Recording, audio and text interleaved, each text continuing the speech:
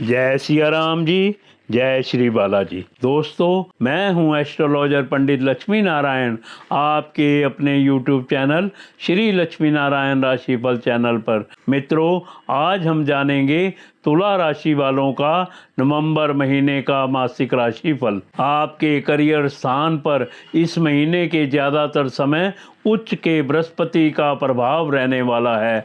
वैसे तो दशम भाव में बृहस्पति के गोचर को अच्छा नहीं माना जाता, लेकिन उच्च अवस्था में होने के कारण बृहस्पति आपको काफ़ी हद तक अनुकूल परिणाम दे सकते हैं। फलस्वरूप कार्य क्षेत्र में आपकी उन्नति होती रहेगी।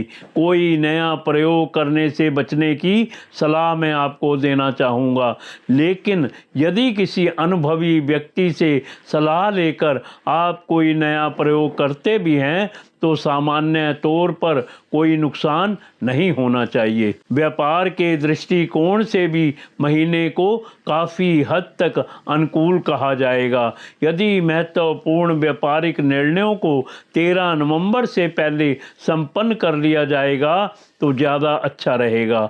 वहीं नौकरी से संबंधित मामलों के लिए भी यह महीना काफ़ी हद तक अनुकूल कहा जाएगा। छठे भाव का स्वामी उच्च अवस्था में कर्म स्थान पर रहेगा, जो न केवल कार्य क्षेत्र में आपको बेहतरी का अनुभव करवा सकता है, बल्कि नए सिरे से नौकरी की कोशिश कर रहे लोग भी कामयाबी प्राप्त कर सकेंगे। नौकरी पेशा लोगों को भी इस महीने काफ़ी हद तक अनुकूल परिणाम मिल सकते हैं। फिर भी वरिष्ठों और बॉस लोगों के साथ यथासंभव सम्मान के भाव बनाए रखना जरूरी रहेगा।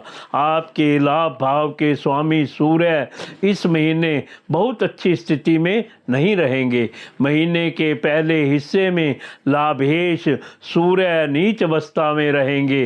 लाभ भाव के स्वामी होकर सूर्य पहले भाव में रहेंगे, जो लाभ से आपका अच्छा संबंध जोड़ रहे हैं, लेकिन नीच अवस्था में होने के कारण शायद लाभ तात्कालिक रूप से ना मिल सके। यानी कि जो काम आप अभी कर रहे हैं, आने वाले समय में इसका प्रत्यक्ष लाभ मिलेगा। फिलहाल आमदनी की गति थोड़ी सी कमज़ोर रह सकती है, या कहीं से मिलने वाले पैसे रुक सकते हैं। यानी कि लाभ के दृष्टिकोण से महीने को मैं खराब भी नहीं कहूँगा, लेकिन बहुत मजबूत भी नहीं कहूँगा। महीने के दूसरे हिस्से में लाभ भाव के स्वामी का धन भाव पर जाना इस बात का संकेत कर रहा है कि आप कंजूसी दिखाकर न केवल बचत कर सकेंगे, बल्कि पहले से बचाए हुए पैसों को रक्षा और सुरक्षा भी दे सकेंगे। आप चैनल को सब्सक्राइब कर दीजिए ताकि ज्ञान और जीवन से संबंधित वीडियो सबसे पहले आपके पास आए।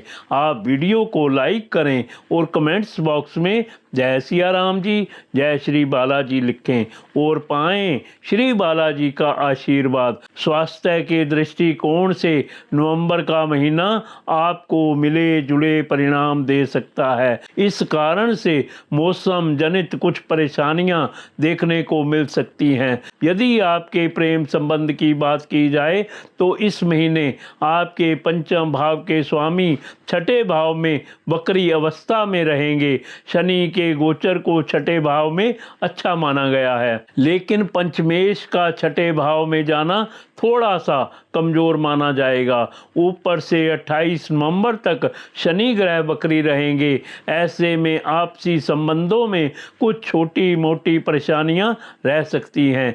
एक दूसरे को समझने में भूल हो सकती है या चूक हो सकती है। एक दूसरे की कही हुई बातें नए मतलब या नए भाव के साथ मस्तिष्क तक पहुंच सकती हैं। सामने वाला कह कुछ और रहा होगा और आपकी समझ में कुछ और बात आ सकती है। वहीं विवाह आदि से संबंधित बातों को आगे बढ़ाने के लिए महीना बहुत अधिक अनुकूल नहीं है। फिर भी सावधानी पूर्वक बातों को आगे बढ़ाना चाहें तो बढ़ा सकते हैं। वैसे 28 नवंबर के बाद ही पंचमेश शनि के मार्गी होने के कारण विवाह आदि से संबंधित बातों को आगे बढ़ाना फायदेमंद रहेगा। इस महीने दाम्पत्य संबंधी मामलों में सामान्य तौर पर औसत परिणाम मिल सकते हैं। सप्तम भाव पर किसी नकारात्मक ग्रह का प्रभाव बड़े स्तर पर नहीं रहेगा। 16 नवंबर तक सूर्य की दृष्टि का प्रभाव भले ही वैवाहिक संबंधों में थोड़ी सी कठिनाइयां दे, लेकिन बाद के समय में कोई बड़ी समस्या नहीं आनी चाहिए। भाई बंधुओं से संबंधित मामलों में बात की जाए तो इस मामले में भी महीना मिले जुले परिणाम देता हुआ प्रतीत हो रहा है। भाई बंधुओं के साथ कोई नकारात्मकता नज़र नहीं आ रही है, लेकिन संबंधों में बहुत अधिक मधुरता के भाव भी नज़र नहीं आ रहे हैं। संबंधों को मेंटेन करना जरूरी रहेगा। गृहस्थ संबंधी मामलों की बात की जाए तो सामान्य तौर पर शनि की गोचर वाली स्थिति और बृहस्पति की दृष्टि के चलते गृहस्थ जीवन सामान्य तौर पर अनुकूल बना रहेगा, लेकिन 28 नवंबर तक शनि के वक्री होने के कारण कुछ छोटी मोटी विसंगतियां रह सकती हैं। गृहस्थ जीवन में छोटी मोटी विसंगतियों को छोड़ दिया जाए तो कोई बड़ी समस्या नहीं आएगी और सामान्य तौर पर आप गृहस्थ जीवन का बेहतर आनंद ले सकेंगे। साथियों, अगर आप कुंडली दिखाना चाहते हैं या मुझसे बात करना चाहते हैं तो आपके फ़ोन स्क्रीन पर नंबर दिए गए हैं, आप मुझसे संपर्क कर सकते हैं। साथियों, आप वीडियो को अपने मित्रों और सगे संबंधियों के साथ जरूर शेयर करें। इसके साथ ही मैं अपनी वाणी को विराम देता हूं। कल फिर मिलेंगे अगली वीडियो में। जय सिया राम जी, जय श्री बालाजी।